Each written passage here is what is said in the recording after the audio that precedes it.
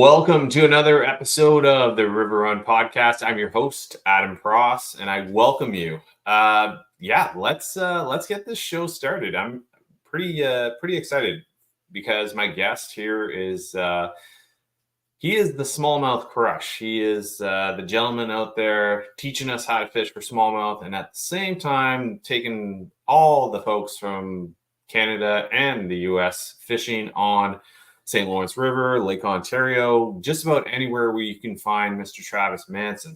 But before I get my guest here tonight, I wanted to just speak on a couple of things. It's the usual run here at the River Run Podcast. Dubro Fishing, they're always hooking us up, taking care of us. Dubro offers the promo code, which is the RRUN10, save 10% at checkout. Dubro Fishing. Don't forget, go check out that new Do More utility cup holder. Man, that thing's sweet. I've been using it. I don't know if you saw, but Dubro put up a quick little snap of the Dubro utility cup in my Jackson Bite FD. And I had a bunch of lures hooked up to it, and I had my pliers there. Man, that thing is sweet. And you can put the water bottle right in the center. So, yeah, check them out. If you haven't checked them out yet, dubrofishing.com. Brian Schiller, all the boys over there holding it down. Another thing is Hard Knox. Hard Knox Kayak Fishing is offering a really cool... it's totally free. It's just this month challenge of October. And you can go out there and it's just to set your own personal best, because it's that season where we're getting into football season, not just on the field, but on the bodies of water that you might fish for some big old smallmouth or largies. There'll be hogs to be caught, but,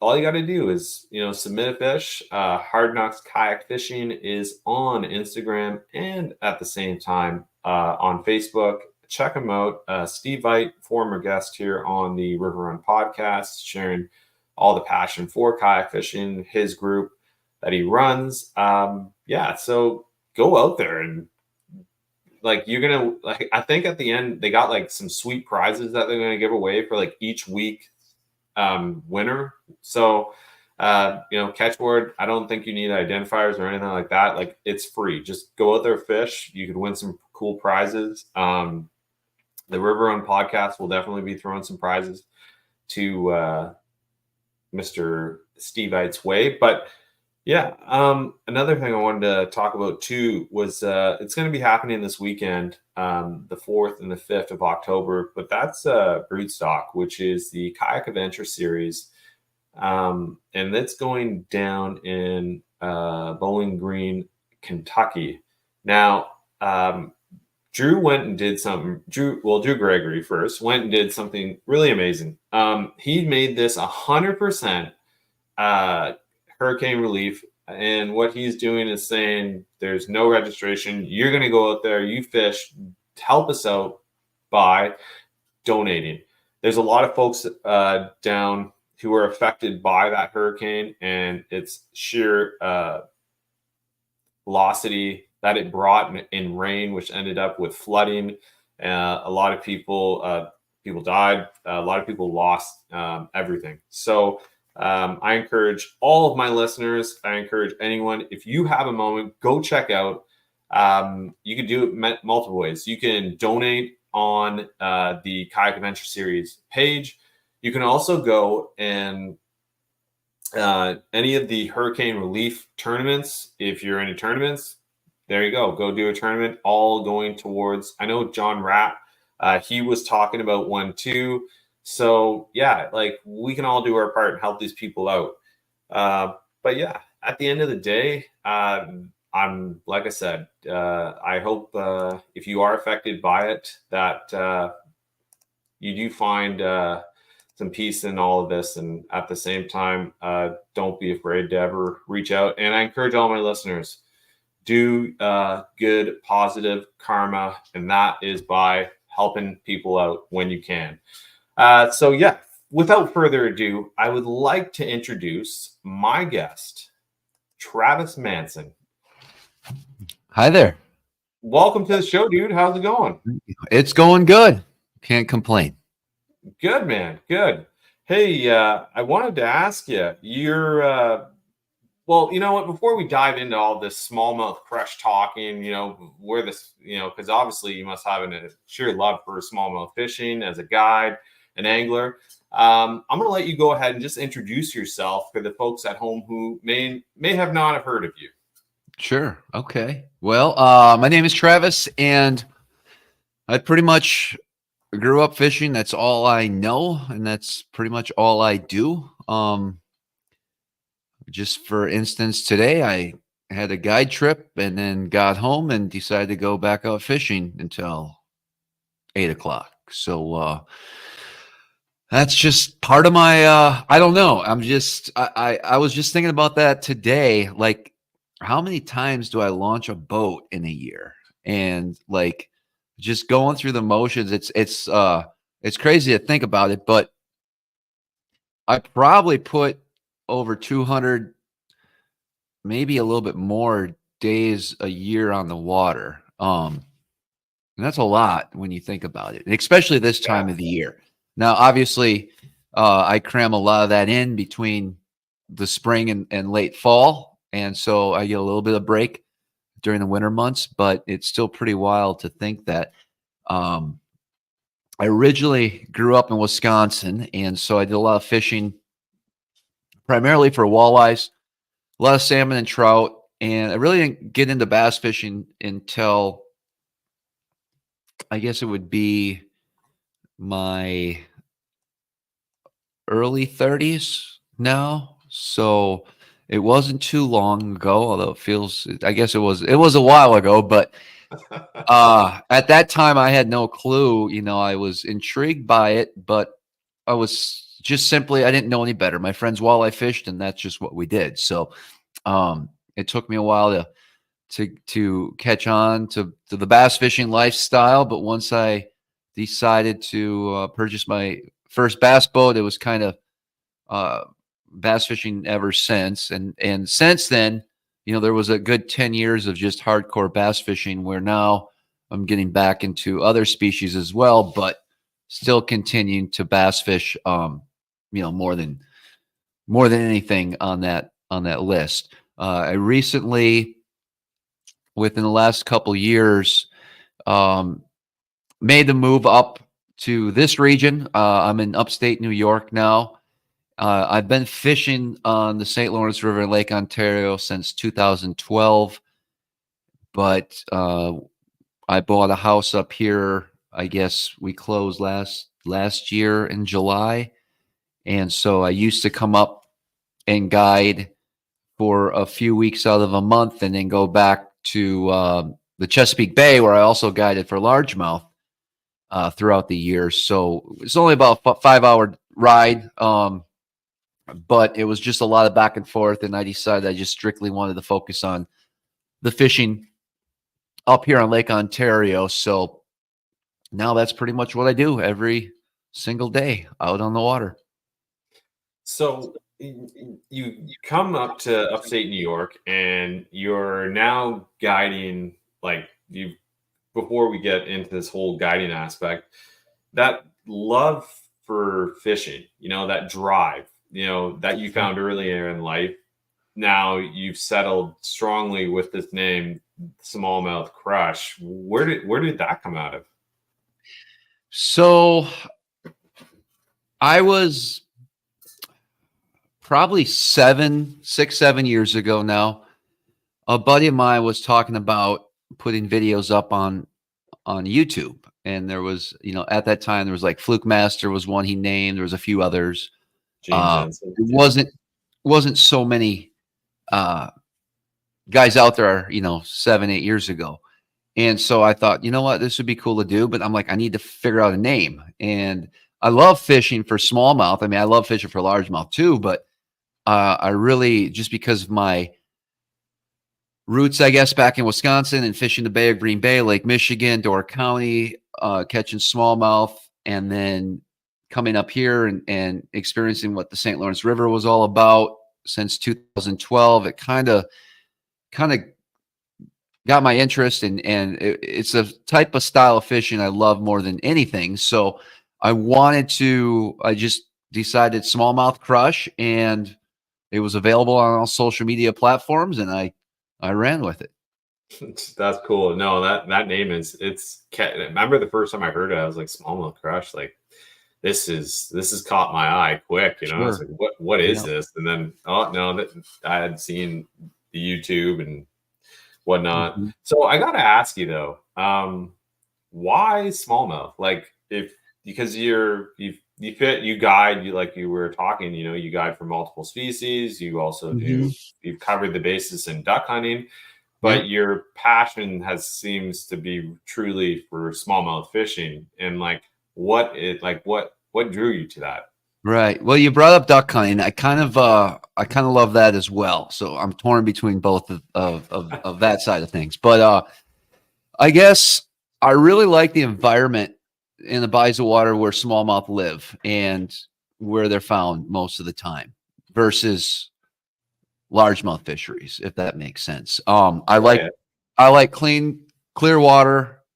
I like big water. I like, you know, the structure, rocks, deep, hump, shallow, but being able to see the bottom, transitions, like versus a big swamp with cattails and lily pads and or maybe part of it's because I did guide on the Chesapeake so much and fished on the Potomac and tidal rivers, and you know, just that industrial setting, the houses, the docks, the man-made structure, the old steel, you know, whatever is in the water, you know, just man-made structure of different.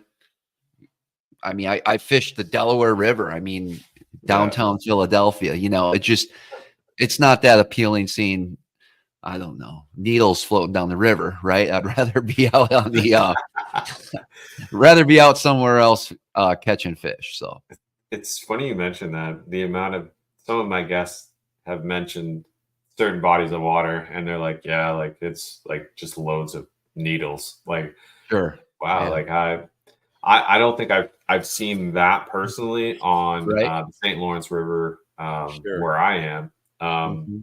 But what was like your first impression? Like, to be honest, like you're going from the like Chesapeake Bay, and then you're going to come up to like Lake Ontario, which is right slap dab connected with the St. Lawrence River. Like that first impression of the St. Lawrence River, like what was that for you? Like that had to be a bit of a different change, you know what I mean? Like going from it felt like home because it really reminds me of Door County in Wisconsin. Just the villages along the river and the settings definitely reminded me of home. And then the fact that like it's hard to think about, like, I mean, I remember the first trip for sure on the river and how I mean, I can remember running over some areas, and I remember seeing a shallow grass flat, which is out in front of Cape Vincent now. And I just remember how massive it was. And I was like, man, am I going to hit anything out here? This is so crazy. I can see down 10 feet of water. There's all this grass and rock. And I remember the first buoy I pulled up on and caught a fish on. And it's looking back, it's, you know, I just was very new at it all. I remember running out to Duck Island for the first time and seeing them on 2D and 20 feet of water on a point, a long tapering point out there. This was in September, and I just crushed them on a drop shot. And I remember there was another angler out there, and we just got to talking. He's like, I told him, like, this is my first time out here, and he saw me, and he was catching them too. He's like, yeah, you're doing pretty good. And then he started kind of sharing some history of the place and where some of the fish go in the spring and stuff like that. And I was kind of intrigued by that. And so I just spent every moment I could coming back up here, and, you know, eventually just decided to make this my home. So it's pretty wild. And there's there's as much as I know now, there's so much more to learn. The more you know, the less you know. And that's one of the things I'm finding out. I now have smaller goal, like I shouldn't say small goals, but I have goals every year now to just find, once a month, my goal is just to find one more magical spot, one more magical boulder, one more something. And Nice. if I can find 4 or 5 of those magical spots a year, over the course of 3, 4, 5, 6 years, all that adds up. And so some years I don't hit the goals. I Yeah, found a couple key things last year. It's hard guiding to find new areas as well, although I kind of have a system in place now that I'm able to do that. But most of my free time is just spent idling around, staring at a graph to find new areas. It's not so much fishing anymore. And that's why I enjoy any tournament I can around here, because that's kind of my free time to go out and just catch some fish. it's kind of like your fun fishing time. You know what I It's mean? my Like, fun fishing time. I'd rather spend my time looking for new areas than well, I shouldn't say I have to spend my time looking for new areas versus just fishing. yeah. Now, just going back to the like, how far up the St. Lawrence have you gone? Like, have you gone? So you're in Jefferson County, so you're like 2 hours away. So you'd be like almost across from like I guess it'd be like the Kingston, Yep. Thousand Islands area. Have Yep. you Right gone there. further up on the Canadian side at all? Yeah. So I fished all the way to, I guess, what is it, Lake Francis? Yeah, yeah, Lake Francis. Yeah. Yep. That zone to the dam I can't think of the name. What's the town over there? So you You would probably know be more than I would. so Not you not not not the Cornwall. first dam. Going east more. So the second dam, you would be getting closer up to like the Ingleside. I'm thinking, no, sorry, the Lancaster, going even further into the Quebec side. You think? Yeah, that's probably about the furthest east Yeah. of of fishing I've done. So the further you get up, do you find it changes like from how far I want to say further south you are on the St. Sure. Lawrence? Yeah, You I know, think every section's fish is a little different style. At least I fish every section a little different. I'm learning now. There's At first I was really intimidated by like drift fishing. I just couldn't wrap my head around just randomly drifting.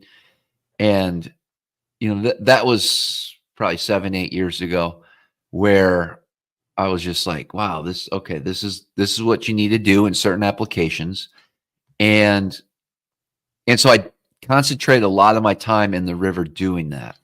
And yeah, this year I've been expanding on other types of patterns, especially when it comes to fishing precise locations and areas versus the random drifts. But the random drifts aren't really random from what I'm finding out. And the problem is every year things are so different too, that the fish they're not always going to be set up like they were the previous year in certain spots. Even though the spots look great, they have everything you need. And that's one of the most frustrating part of smallmouth fishing, especially for someone who's not familiar with that body of water. They could be on the best spot and the fish just aren't there that day or not using it that year, but they'll be there next year, if that makes sense. And so yeah. it's really it's always a puzzle to put together every day on the water. I like the section where I am. I'm closest to a ramp, which is Long Sioux. They have a boat ramp there, and I generally, as a kayak fisherman, I usually head out there. Now, I'll be honest with you. It is so true. Like there is like the most perfect spots where you got waypoints here, there, and everywhere, Mhm. and yet you can spend the day where like yeah, okay, they're still holding base there, but then you come back the same. You could pin that whole day to being the same as the last time you're there when you're catching fish. Not a fish in sight. Like exactly. Yep. It's a puzzle to put together. Like, you know, it's the way I look at it, you know, like, but it's one of those fisheries that they have just such a stretch of water to run that you know, you can think that, you know, they're holding in the one spot because that's location, you know, everything was to that key of that day, and they're just not there. And it can be, I don't know, I like smallmouth. I absolutely like love smallmouth fishing. Deep water is loads of fun, drop shot, you know, Carolina rigs, tubes, you know, mini finesse jigs, all that. But my God, those things can just drive you absolutely bonkers. And as a guide, when you're taking people out, who are, you know, they're paying for you to take them to, you know, X spot, or, you know, they may even have like a goal, like today I want to try, you know, you might be able to show them like a drop shot, you know, or, you know, just a certain technique that they're looking for. That has to be frustrating there. And as a guide, like, at what point did you get into guiding? Like, where did this idea that, like, actually, you know what, I'm going to start taking people out on the water, and it becomes this full-time gig? Well, my first guide trip, I was 18 years old. I started waterfowl hunting guide trips. And then after that, there was a stretch of being in corporate America, and then I ended up qualifying for the Bassmaster Elite Series and fished that for a few years. And then I went and made the move to the East Coast, opened up some businesses there, and then did a little bit of guiding on the side. And so I guess I don't even remember. Maybe 2015 was like 2014 when I started guiding full time, right around there. Yep. Now, just before we get into this guiding part, you had brought up that you had qualified for the Bassmaster Elite Series. Now, I remember hearing in a previous podcast about that. What was that like? Like, that's kind of like would you say that's the like ultimate goal as an angler, like to be qualifying? Sure. Yeah. Or like, because, you know, probably growing up, did you read Bassmaster magazine? Did you ever see it? You know, like, was that something that was like in your mind? I'm going to do this one day. No, it was more, I guess maybe a professional walleye fisherman growing up was the goal. Yeah. And so I didn't know a whole lot of the bass side. It really wasn't until I went down and I fished a tournament as a co-angler on the Elite Series, the first ever Elite Series they had. And that's where I really decided that's what I want to do. The problem is the year I qualified, the year before was the first year I started bass fishing. So I got through the system really quick. Did you ever? And I wasn't really prepared. Really, like, I probably never punched a mat, or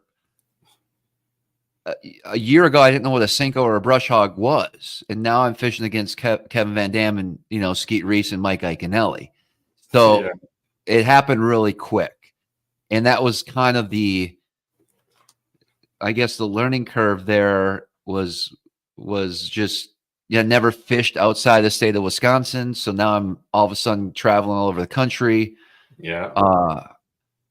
Thinking that the game was played much differently than how it actually is. And it was just, I mean, it was definitely a fun time, but I think the best I did, I think I took 12th on Wheeler Lake in the event, and it was just expensive too. It was like $100,000 a year to fish. And back then the economy wasn't the greatest. And so I just basically ran out of money after 2 years of being on tour. Yeah. I guess, you know, to stay on tour, you either got to kind of continuously place in the money, or have, you know, some, you know, like sponsors that are willing to help you, you know, because obviously life on the road, as an angler, I've never done anything like that, but the way I would see it is that, you have to be really on point with what's going on, in those fisheries, but at the same time, like strategically planning your steps, because at that point that you have another 40 anglers behind you who are all going to be on the same lake as you with, this might be their home body of water. They might have placed in the Sure. top 10, they've won championships.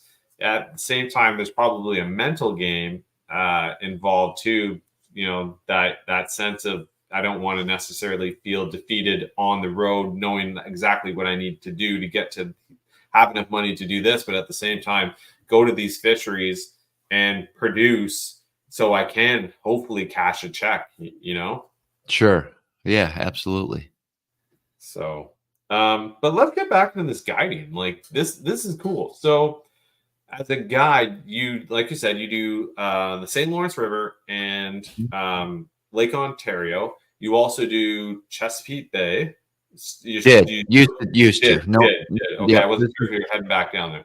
It's been a year since I've been down there, and I don't miss it, so that's a good thing. Now, guiding. So, if somebody wanted to get, just so if there are any people who are interested in getting into the guide business here, or are interested in going out with Mr. Manson, how does that all work? Well, so it's real simple. If somebody wants to book a trip, they can reach out to me on my website, or just, there's so many different social media ways to find me. And sometimes I try to keep up with it. And sometimes it's a lot, right, to go through all the messages and stuff and decipher everything. But I try my best to get back to everybody. And I normally just keep a running tab of what dates I have open. So I'll send you what I have available, and they just kind of have to let me know what days they're looking for. So let's say someone wants to book, November 5th, it's open. What happens is the night before, I will reach out after looking at the weather, and we'll decide on a boat ramp to launch out of. And we'll also kind of go over what their expectations are, what their goals are for that trip. And so depending on what that answer is, that's how we're going to customize that trip for them that day. So it's really all about what experience they want to have. So, but you don't just guide for smallmouth walleye, like you guiding also for multiple different species of fish, and you also do, like you were saying, waterfowl guiding. And so that's probably a whole nother boat setup compared to the bass boat. So what do you run for your guided fishing trips? What are you running boat wise? So for the bass trips, it's out of a standard 21-foot bass boat, or I run a Camus. Definitely fully loaded with the latest and greatest technologies and all the tools that I need to be able to be productive on the water. So that's one thing that we can definitely look at. A lot of people want some training on electronics, or just, the requests are like, just today, for instance, I had some people that actually wanted me to go out in their boat and basically walk them through how to approach this section of the river. And so that's what we did. The other day, the day before, it was some client. So a lot of my clients actually just fly up here and they'll fish. This was weird, not weird, but they only could do one day. So they flew all the way from Florida to come up here for one day of fishing. And, they just wanted to catch fish. Other people just want to learn a technique, or whatever the case may be. And that's kind of how we decide to customize and put together something, that makes sense, that the anglers can get the best experience. And then I also have to we have to be realistic too. When you have, let's say you have a client from Texas and this is his first time smallmouth fishing. Well, I asked them a bunch of questions, and this is no way of, I guess there's no wrong answer. I just need to know what I'm up against for the day. So I'll ask them, are you efficient with electronics? Have you used forward facing sonar? What's your skill level when it comes to this? How are you with a spinning rod? Just go through a whole list of different things. And then wherever they're at, we just have to start from that point and figure out a way to catch fish that day based on their abilities. More than likely, I can get you around them. Whether or not you can get them to bite, that's totally up to you on if you're coachable, we can get the job done. But then there's sometimes where I have a game plan in place and it's just not working. And I'm not saying this out loud. I'm just thinking in my head, this is going to be a long day if this is how these guys are going to be casting today. And I have to kind of form a new game plan on the water to get fit to both these people. Yeah. If that makes sense. No, and it does. And you've also brought up that whole part about electronics. And I think with this whole new movement of forward facing sonar, do you find that your client, like, before we dive into that, but do you run forward facing sonar on your bass boat? Yeah. So I actually have 3 forward facing transducers on my boat right now. And then I also use 360 from Humminbird quite a bit. Wow. Jeez, So there's a lot that goes into it. It's very beneficial for me. My goal when I'm on the water is to set the hook and catch fish. Like I have no other reason to be out there. I'm not, if I want to take a boat ride, I'd, get one of the big boats and just go cruise around the river. I'm there to set the hook. So yeah.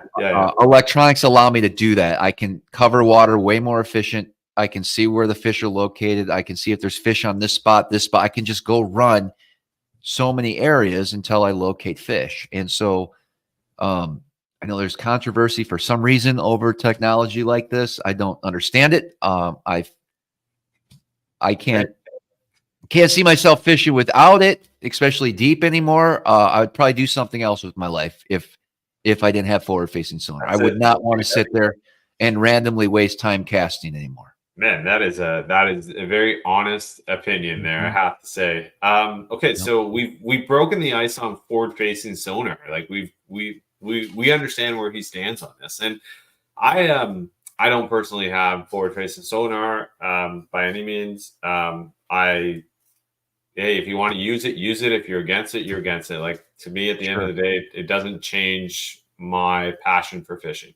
Right. But if I was in as a guide, or if I was somebody who had recently purchased maybe forward facing sonar or just trying to learn like the 360 imaging, you had mentioned that you do have clients who are interested in using that approach to also help them become better at their electronics, because as river, especially like on big bodies of water and when you're fishing deep, like your sonar, your imaging is huge into your success in being able to continuously catch fish. Because really, realistically, if you did not know how to use it or had not had that, you were probably going to be going in blind. You know what I mean? Like you're just really, it would be very difficult. Nobody's giving anybody spots. Like you're not. If you go to New Body Water, it's not like you're gonna get information from people and they're gonna give you 20 of their best boulders that they spent the last 10 years trying to find. Like boulders and little areas and things that you learn from putting time on the water is where it's all at. And the only way you can find those is with electronics. Otherwise, you'd have no clue where any of this type of structure is. So it's very valuable to get areas and get a starting point on how you're going to break that body of water down. Now, when you get a client, let's say that's like, hey man, like I want to go out there and I want to catch like 7-pounder. I Yep. want you to put me on giants. I don't want the little guys. I want the big guys. Sure.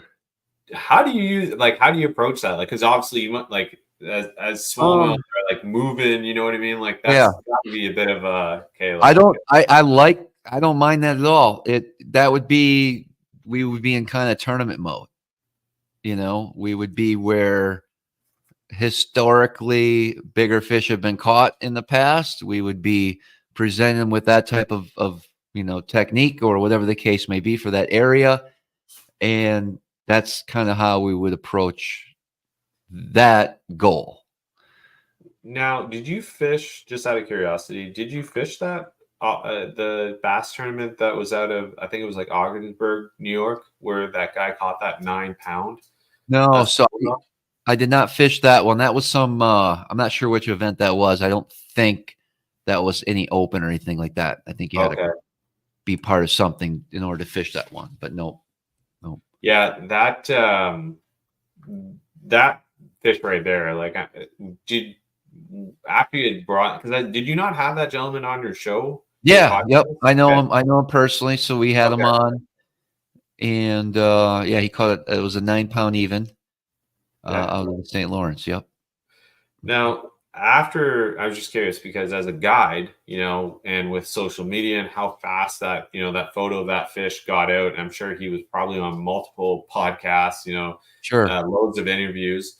Do you find as a guide that your clientele people start to get more and more hungry for that kind of that to chase that big bite? You know what I mean? Like, Yeah. Actually, no. Most of my clients, I guess it's hard to say.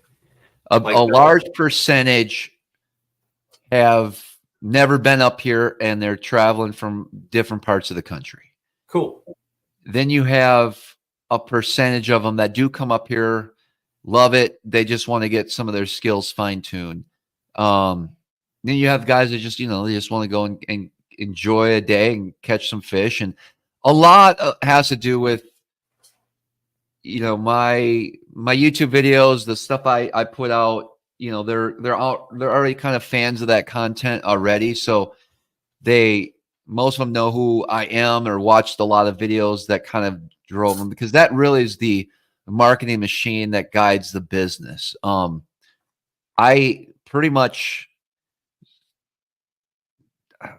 maybe a couple cancellations this year. Every date that I wanted to book has been booked.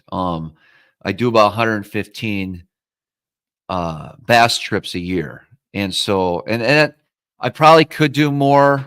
I try to just work Monday through Friday and set aside the weekends for tournaments or whatever is coming up. So Yeah. that's kind of how I approach it. I will run once the tournament schedules come out and someone really wants to fish, but they have to do it on a Saturday or Sunday and it's available. I'll do it. I had to work this past weekend, which is fine. But then I also do a lot of double trips. So I'll do the full day and then we also do afternoon trips right after the full day trip. So if Wow. they don't have a full day open and guys are up here, a lot of times they can book an afternoon trip as well. So when you say book an afternoon, is that like 4 hours, 5 Yeah, hours? typically like 2 to 6 we'll go out. Cool. Yeah. Now, just getting back into the guiding part, as a guide, and I gotta ask this because you have like some of the most high-end St. Croix or St. Croix rods that you use. Now, do you ever get clients who are like, actually, like can I bring my own stuff? Do you mind if I bring another 12 rods on the boat with me? Yeah. Like, So get that? I let everyone know I have everything you'll need. You don't have to bring anything, just your rain gear and whatever food and drink you want. Yeah. But if they want to bring their stuff, they're more than welcome to. I prefer that they just use my stuff because I know how it's set up. I know what pound test line I need, what leaders, what baits I have tied on. Even the rods, right? Like just this week, I had some clients bring their own rods for the river, and I mean, I knew in my heart they're not getting the feel that they should, but to them it was, they didn't know, they don't know what they don't know. Yeah. But even me, because I'm a rod tip watcher, right? Especially if I'm drifting, I literally look at rod tips all day long, and I tell them when to set the hook. And so that even threw me off with that style of rod that they had. I could just tell it was just a different feel every day. And so, we can get into the pet peeve side of things, but I like to have everything. I mean, I give very detailed instructions and very coachable about what is going to increase their odds while out there fishing with me. And so if they listen and they can be coachable, we definitely can make it happen. There's a lot that goes into it. I don't even know how I do it some days. Like it's wild. It really is. I can only imagine, man. Like, yeah. I get up at 4 a.m. without an alarm clock. I just naturally get up. I know I got to go to the boat ramp, and I just go, You get your coffee going, or you get an energy little bit of coffee. It's crazy because you fish, and then you might have an afternoon trip, and then you get back late. I clean the boat every night. I pressure wash it every day. So as soon as that boat comes back in the driveway, pressure wash is already hooked up on. I give it a good cleanup. I don't like nothing. It needs to be perfect. All the rods get re-rigged that night.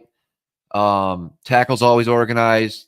Everything's in its place. So I'm weird like that because I'd probably save a lot of time if I didn't care as much about the, I guess, that side of life. But I just can't go fishing in a nasty, beat up boat the next day. And I think that's where your success also falls, just because in a guiding where you're providing a service, and customer service, customers who keep coming back as clients, and those clients who keep saying, oh, hey, like if you're ever up in upstate New York, go hit a Travis. Like Travis take you, like hit men, and and I honestly believe that people remember that, and whether it was, just the way you interact with them, but also just that environment that you put people in, like, holy crap, like this guy actually takes care of his boat. It's not just like another guided, fishing where the guy's like, yeah, the rods are all up there. I'm just going to go, untangle, and you spend more time like, not actually fishing. You're just, yeah, we'll just use this today. And it's like, well, people are kind of not necessarily paying for success, but they're out for that, catch of a lifetime. They're out to finally feel, a smallmouth for the first time, or a walleye, or, whatever it is. So I'm sure, your organization maybe, is, also a key to your success. But one of the coolest parts, I think, about this whole podcast that I've been actually waiting to talk about is that the Smallmouth Crush YouTube channel, like that thing has got 36.9 thousand subscribers and has 705 videos. And these videos aren't just Travis sitting down with, another bass angler, or you're doing instructional videos. Like you're walking, you got some great content on there too. But, even like your Instagram page, which is the Smallmouth Crush, you're not just showcasing, your clients or, friends or whoever it's, you got some big smallmouth, you're talking about baits, you got some awesome boat shots in there. Like you look like you put a lot of time and effort into your content creation. Well, I would disagree. Okay. I think there's a lot more I could be doing. Okay. I've been slacking. I'll tell you a quick side note. The plan this year, because I knew with the guide schedule, how difficult it is for me to find free time to go make videos like I used to. Yeah. A tournament, that's great. I like the tournament videos are fun. I like doing that. That's easy. But it's the instructional videos, and it's making sure we have the right weather conditions and just the wind and the noise with the mic. And I mean, there's a lot of variables on big water. And so it's not always, and it's smallmouth fishing. So it's not always easy to do that. And when I get free time, sometimes that's the last thing I want to do because I've just been dealing with clients and guiding. I just want to go have some fun without cameras turned on. And so the plan this year was to do more content with my clients, breaking down the baits, what's working that day, and trying to do a video a day was the original plan. And it started good for about a week.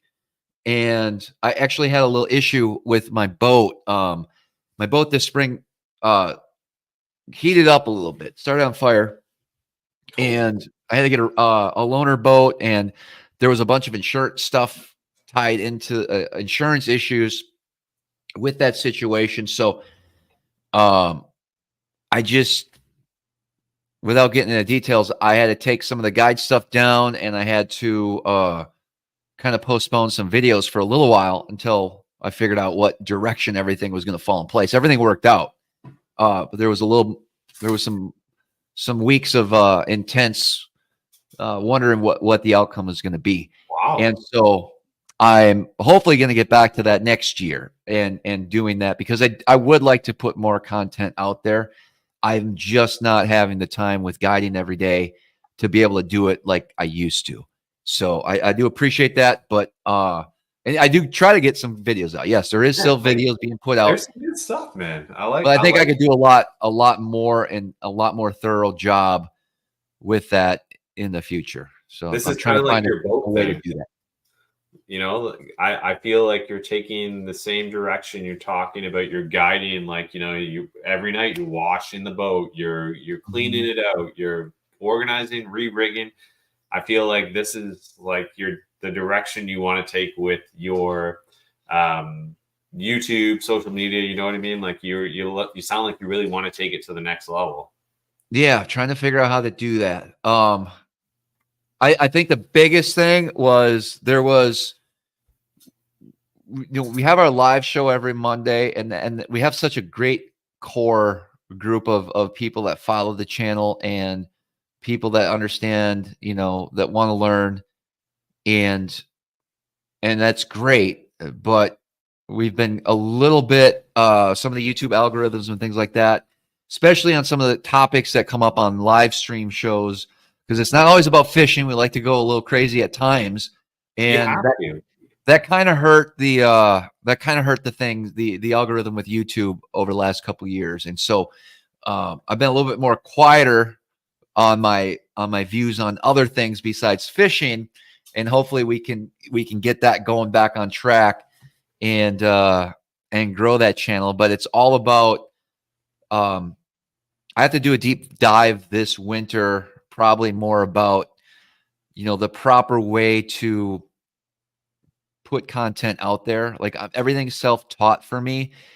And I think there's some coaches and some information that I really need to look into to figure out how to take that to the next level, if that makes sense.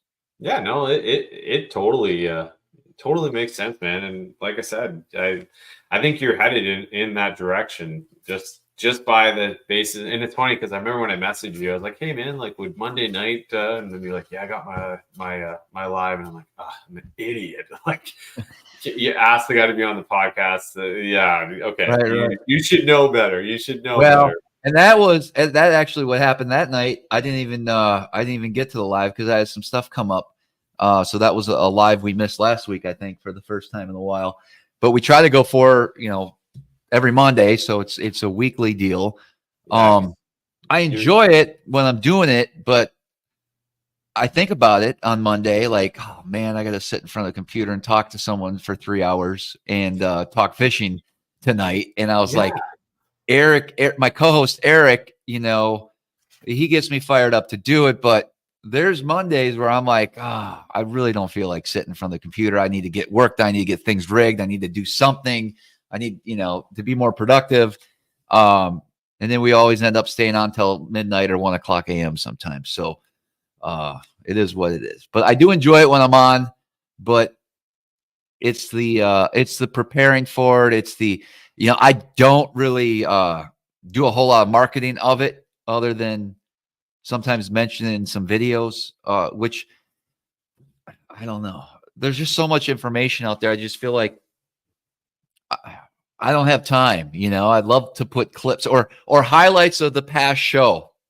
Would that be cool to put that together? I don't know when I would ever be able to do that, but it would be nice, right? Yeah. See, I think the only time I think judging by everything you got going on, it'd probably be like Travis would be like, you'd be on the boat, Right. your clients would be fishing, and then there'd be you huddled over like a laptop, like clicking away, like, editing this, editing that. You know what I mean? Like, who knows? You might even need an assist, social media assistant That would at this help. point. That would help. Yes. Apparently that is the thing. There's a lot of professional bass fishermen who have people who that's their job is just to go and create content for me, Sure. which I think is super cool. But absolutely. But yeah, no, that's so you obviously we're talking here live streams. You've had an array of guests on these live stream. At Jackson Kayak, team member Travis Myers. Sure. He's a river smallmouth angler and a teammate of mine. Enjoyed his episodes on there. He's like one of those guys, just a wealth of knowledge. And it's cool seeing the two of you, sit down and chat about, river smallmouth, which is always fun. Right. No, but so when it comes down to it, like as a fisherman, now, would you fall on the side of being would you say you're more of a finesse angler? Like, we're talking fun fishing here, not like on a guided trip, like Sure. you alone. Would you be on the power fisherman side, or would you be like a finesse, more on the finesse side? I like them both, but I'm definitely more a finesse angler when it comes down to it, for sure. So what would be your go-to finesse presentation setup? Like, what would it be if you could only have one? Oh man, I can't talk about it. I wouldn't be able to talk about it. Okay, no, that's fine. That's okay. You could have just said the wacky rig, and I'm sure people. I don't want to lie. I will say this. Okay, can we get a little squeeze out of you about this one? There's a lot of finesse fishing I like to do. I do share as much as possible with my viewers and how I'm catching fish, and you see the football heads, you see the Ned rigs, you see the drop shot baits I use. But if I had to pick one bait and one technique, be a drop shot, but I can't talk about the bait. Oh. But it would be a very finesse bait. We'll put it that way. And it's by that secretive brand. I think I've heard of them before. Very hard to find. I've never seen them on the shelves, but you might find them in Travis's boat. So maybe that's the key to it all, Hook a trip with them, and you'll get to see all the awesome sauce. Right, but at the same time, I mean, you put a Ned rig in my hand, and I think I could do damage anywhere out there with that bait, and it's something I love to do. I shouldn't say it's not really necessarily the bait. It's more about how you work the bait, the presentation, the setup. Obviously, you got to be around fish. But it's all about how you work that bait, and it's not something you're gonna learn. I can teach you, I can coach you through it, and you can get it down to some degree, but it comes with a lot of practice. And once you get that done, because there's so many I have some good team partners that I fish tournaments with that get it. Sometimes I'm shocked. Sometimes like literally the guys from Florida yesterday, never smallmouth fished in their life, and so I wasn't sure what I was going to get myself into, but they knew how to work a rod pretty damn good. Like it surprised me. I was like, okay, this is going to work out great today. And it's all about how you work that bait back to the boat. It really is. And there's a lot that goes into it. It's not always dead stick, and it's not always constantly moving. Sometimes it is. It's really about the feel of the moment, how the fish are reacting, what type of bottom content you have. If you have current, is it sunny out? Is it cloudy? What are the fish doing? Are they up in the water column? Are they just looking at the bait? Do you have to trick them after them tracking a bait for 10, 15, 20 seconds, and there's still a pack of them hovering around it, wondering what to do with this thing? Like, how do you trigger that bite at that moment? And what are the odds if I all of a sudden dead stick it, give it a quick lift, and kill it instantly over the past, couple of years? Like, what are the odds of that fish biting if there's 3 of them around it? And I know what the odds are. It's pretty damn good if you do that. But you don't want to start out with that retrieve on that first cast. But if you have that situation, like, it all comes down to how that whole situation is unfolding during that retrieve. It's not just a retrieve, man. It's like, what happens when there's 2 fish tracking this bait to get one of them to bite? Where some days both of them should be fighting over it, and they're not. They're just sitting there looking at it. So what are we going to do to get that fish to bite? It's not throwing that bait back over his head and show him the bait again, because he's not going to take it. It's trying to, and that's that's one thing with forward-facing sonar, and I don't understand the people that are against it so much on how they think it's so easy that you just plug this thing in, you can go catch them. Like I can show you the fish, I can show you the mood, I can show you what they're doing. We still need to get them to bite that bait, and it's not always easy to do. It's not. I mean, I can show you hundreds of fish that are going to look at your bait all day long and not open their mouths. And it's funny you say that, because that's kind of like my theory with this whole forward-facing sonar and just electronics in general. Like, you can have all of this electronics, you can have it all, but like at the end of the day, it doesn't guarantee the catch. It puts you in. Let's say it may increase your odds, because now you're able to locate. You can really see where that fish what that fish is doing. But Sure. like you're saying, is it a simple change in the situation in the retrieve? Is it slightly just lifting that rod and then just letting that bait fall back down? Like, I don't know. Yeah. But at the same time, I understand I totally get what you're saying, though, on the basis that, you're you got to get him to bite, but how do you get him to bite in those situations? No,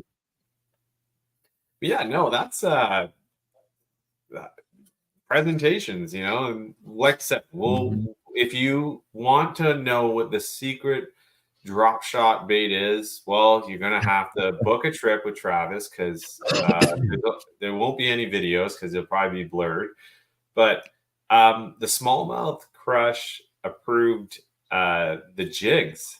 Yeah. Those are cool. I like using those. The hair, it has a little. It's like the football, the smaller head. Yeah. So there's the hybrid with the marabou hair. Sure. Yeah. So just, I want to talk about that. Was that your design? Was that, you obviously had input, or? Yeah. So the quick story on that jig. Early on, when I got into bass fishing, there was a guy from Wisconsin who we competed against in tournaments starting out, and he was one of the best. There was a time frame, a 5-6 year run where he was just pretty much, he was going to win every tournament out there. And he made his own custom jig It was called the Magic Bug. That's his nickname for it. And all it was a simple hand-tied jig with 5, 6, 7 skirt strands, and then he would put a creature bait on the back of it. And as dumb as it sounds, it really was effective. And, you know, that kind of stuck with me all these years. And when I approached Beast Coast with this jig I wanted to come out with, I wanted to have a jig made commercially, right? Because there was nothing on the market that was a finesse jig without a weed guard, with very few strands. And so Beast Coast and I created what we thought would be the ultimate football head jig. We made them in halves, 3/8, and quarter. And so I started using the jig how I used to use it back in the day. And then I started expanding on all these different ways that you can use this jig. And I learned a lot over the course of 2 years when it comes to jig fishing for smallmouth and the different trailers and the different applications for this jig, where it's now become kind of it's all 3 sizes are always tied on my rods ready to go for the day. And it's definitely has put a lot of fish in the boat. And the funny thing is, you know, Beast Coast, just from a marketing standpoint, they like the less strands theory. And what I was trying to accomplish, I wanted to emphasize the jig trailer over the jig versus all the other jigs that are on the market that are basically a big bulky jig, right? Yeah. And so we went back and forth that from a marketing standpoint, it needs to look a little more sexier, having some more strands. Maybe not a ton of strands, but a little more than what I want. So I actually go a step further. I trim that even down more, and I'm always peeling strands off even that original jig that's in the package. And I bring it down to the 8 to 10 strand jig, you know, to throw to these fish. So there's some tweaking to do, but out of the package, it still catches them. It's just, Oh, it does. I like to take it a little step further sometimes. Now, do you traditionally throw jigs on casting, or do you use spinning? Most of the time, it's going to be on a spinning. So I'll give you a quick rundown. The half ounce is primarily going to be for dragging in heavier current. And I prefer to use a bait caster for that technique. So I'm going to have it on like a St. Croix Legend X 7-foot medium. I think it's 7.2 medium rod. And I'm going to use 12 or 14 pound straight fluorocarbon on a 8 to 5 or higher gear ratio bait caster. That's going to be my approach with that. Then the 3/8 will be on a spinning rod. And that's going to be for pitching the fish that I see on my electronics, just pitching the structure on windier days, okay? And then the 1/4 ounce is going to be for shallow fish, and that's on a spinning rod as well, or deep fish up to 50-foot deep, as long as, you know, we have the conditions that are going to allow me to fish that jig. If I can get away with it, I'd rather throw a 1/4 ounce on those fish than a 3/8. I love throwing that 1/4 and 3/8 on a bait caster up shallow. If I can get away with it, I just a fun way to fish. It's fun setting the hook that way. But if you need to get that bait down real quick, or you need to drop right by the boat, a spinning rod is just going to be a lot more efficient, as well as realistically making an accurate pitch in the wind at 70 feet. Probably underhand with a spinning rod is going to be a lot more effective than a bait caster. So I prefer to set the hook on a bait caster with that jig, but the best tool for that jig is probably a spinning rod. Now, those jigs, I bought mine at Tight Lines Tackle in Cornwall. They have a selection of Beast Coast. They have the jigs there. And I always like to cut down the skirt, and I would leave more of the actual hair. I would leave the hair, cut down the skirt, and then I would just use like a trailer of some sort.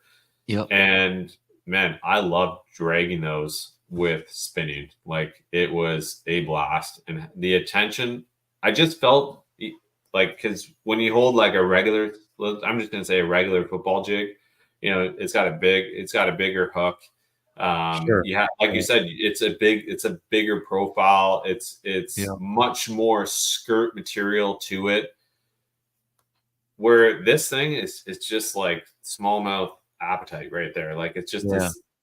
It's got, you know, a solid hook to it, but it's just the size, and when you hold them side by side, like it's a noticeable difference. You know what I mean? Sure. Like it's a, and like I said, it's designed by somebody who is, you got the juice on that. You know, you've gone out there and fished it, and you probably worked it through multiple different, you know, prototypes before you, and you're, like you said, you're still working at it. So no, that's super cool. Are you in the works with any other product possibly coming out? Yeah. So Crush, you want to talk about? Well, we do have there's a hair jig that's now on the market that came out, I think, last month. So that's a high quality tungsten compound marabou jig that's going to have I think it's right now it's in 4 sizes from 16th up to 3/16 ounce, and that's a great looking jig, very detailed. There just wasn't any really good hair jigs mass produced on the market, and so we wanted to come up with something along those lines.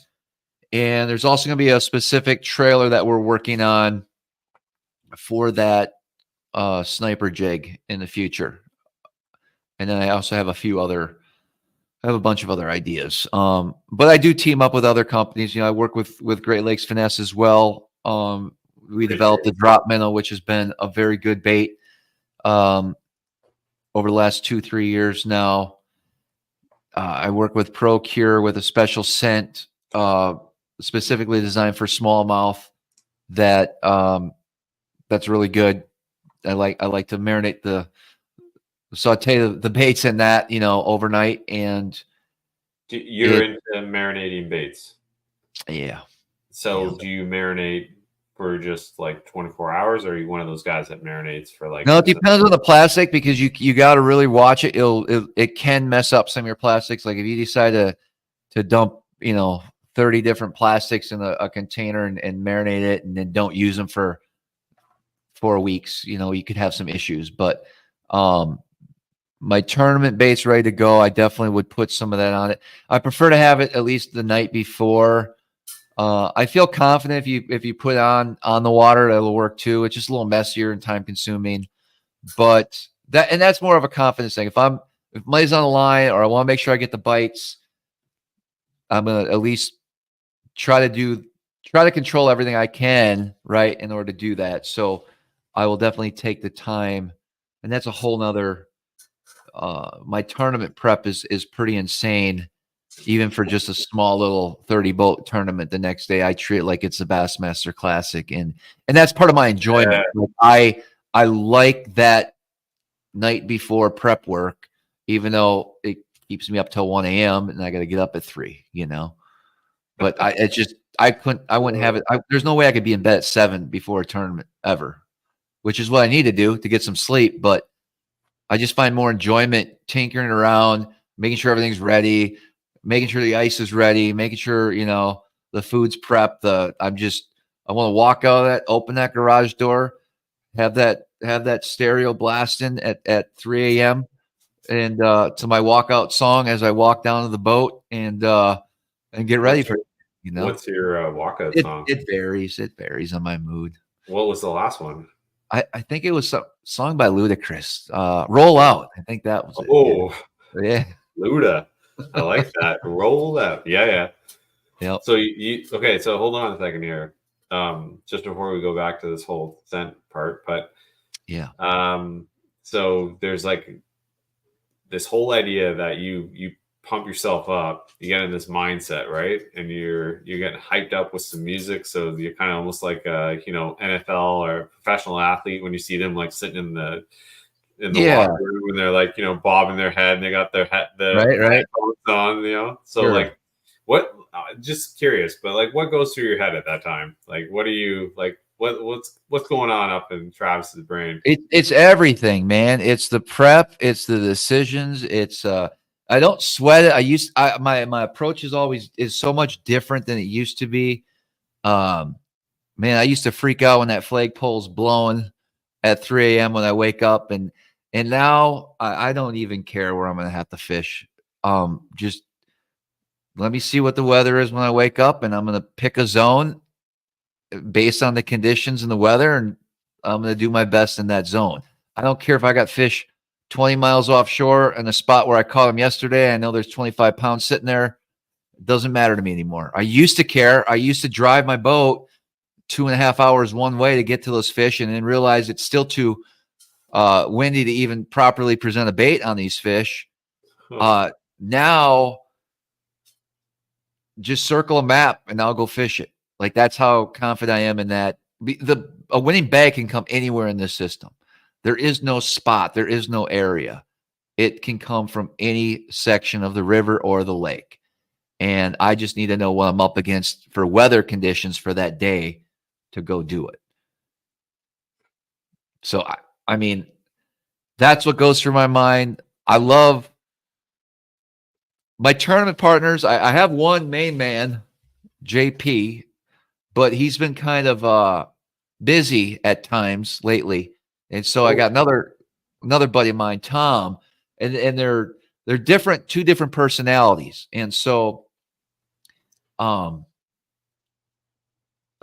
want to say I'm not a good team player, because I certainly am, because I do take their advice, but I also kind of have a rhythm. I'd rather fish a team tournament by myself, if that makes sense, which I do often. I like to be able to, and my buddy JP, we're very in tune, because he guides with me, and he's a guide up here as well. So he gets it, but and he's willing to, trust the plan, I guess, and just work his butt off, however that may be. Oftentimes, I'm a deep angler. I really like that approach in most events, especially during the summer months. So there isn't a whole lot of room for a partner when I'm trying to utilize my electronics to the best of my abilities and get that fish to bite. So they know they're up against, it's a little difficult, right, to fish with me when it comes to when I'm hogging the electronics, right? When I'm trying to dial things in and really, I know this boulder. I know how I've been on these fish all week. I know their personality. I know if there's 5 fish, what's going to happen. I'll tell JP, and he respects me. He'll be like, I'm like, JP, I got the cast. They don't want to see 2 baits. We don't want to confuse them. I need to put this bait exactly where it needs to be, and we're going to catch that fish. And we're not going to get another shot if we mess up. And so I'm going to take that hit. I mess up on cast. I screw up a school of fish plenty of times. But I'm that in tune with these specific zones that I know what the outcome generally is going to be already. And I don't want to say I have them by names, but different pieces of structure, specific pieces of structure, fish are very, I guess their habits or what they're going to do is very predictable. Once you get very intimate with that zone, with that area, with that particular boulder, with that particular piece of structure, I really kind of have a feel for how it's going to go down already. And so that excites me, because I love knowing what's coming. Yeah. Yeah, that's what I love to do. That's why I'm a deep guy. That's why I had a problem. I had a problem with my last tournament partner, with Tom. We fished a tournament a couple weeks ago. Yeah. And, he found some shallow fish. Oh. I'm cool with shallow fish, but, one's a community hole. And so I go there every other day. If I'm going through there, I'm going to swing in there. I know how those fish are. I know that it's not a big, but he went there and accidentally caught a 5-pounder. And so he had this little thing in his head, and I'm like, all right, we'll start there. Not a big deal. And so didn't go as planned. I don't think we caught any big fish on that first stop. But then he did find another section of shallow fish, and we decided to go there, and we were able to put a quick, decent, 20 plus pounds in live well with that. But it just wasn't. It threw my vibe off for the day because I got a route that I needed to get to, and I'm not saying it's part of. You got to pick your poison, right? He kind of strayed the path, is what you're saying. Like no, you had this. We agreed with it. Okay, My instincts knew I want to do what I kind of want to do, but it was a full moon, right? There was a lot of fish shallow, and at the same time, I kind of missed that mark. I wish I would have spent a little more time that week guiding up shallower, and maybe that would have prepared me for possibilities elsewhere than just those two areas that he had. Because I do know, we had 25 pounds on day one and we're in ninth place. So we sucked. Like, it was a good day, but we sucked. Yeah. We caught 80 fish that week. Saturday, it was a 2-day tournament. We caught 80 fish over 4 pounds. Cool. But it was one of the funnest days of fun fishing I had in a long time. Yeah. But we could not get the 5.5 to 6 pound, the big ones that you need to compete nowadays.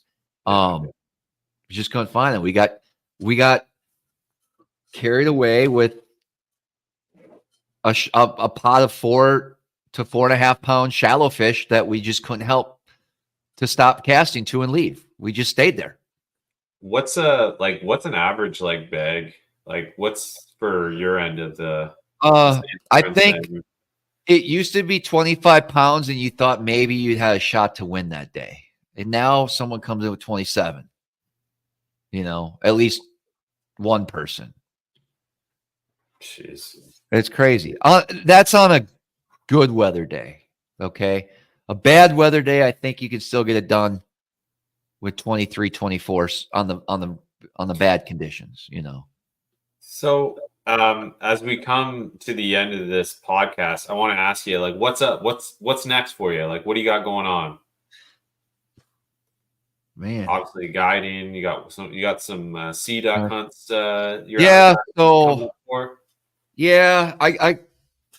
got to finish out this month. The fish are still summer patternish, right? Water temps are cooling, but and to be honest with you, most of these fish stay in the same zones year round. I catch fish in the same spots. I catch them in the early season in Canada in April, catch them there in July, catch them there in November. So there's not a huge migration of fish. There's some different things that you do, but I am looking forward to different presentations for the fall. But October's a stacked month for guiding this year. Fortunately, unfortunately, however you want to look at it. Last year, my lower unit went out the second week in October, and it was hard getting a lower unit in, so I was able to duck hunt every day, and that was amazing. So this year I got to work instead of duck hunt, so I'm going to try to balance between pleasure duck hunting, because my guiding for ducks doesn't happen until after November 15th. So my last real, I guess, bass trip would be the 14th of November, and then I'll start the sea duck hunts going through December. Then we're going to mess around a little bit with ice fishing, some steelhead, things like that. Very cool. And maybe really put together a plan for this, what we're going to try to accomplish with the content and things like that for next year. That would probably be a good use of my downtime this winter.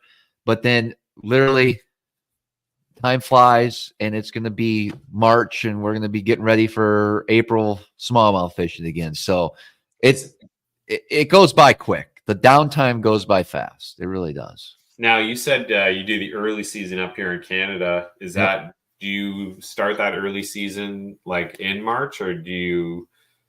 So if we can, I will. You can definitely catch them, but I probably won't start until that first or second week in April. So I'll get about a month of early season guiding. Yeah. A little unpredictable in March. But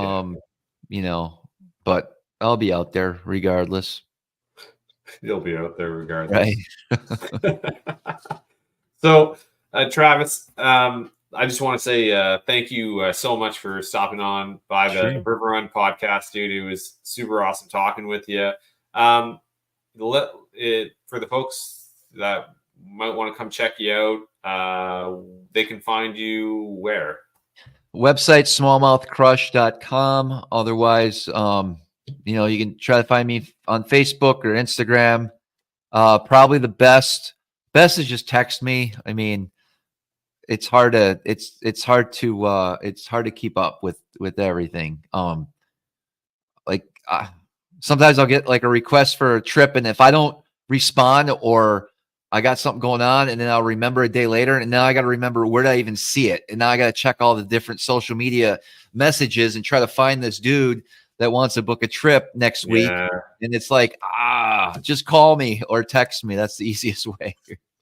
I'm old school like that. No, that's cool, man.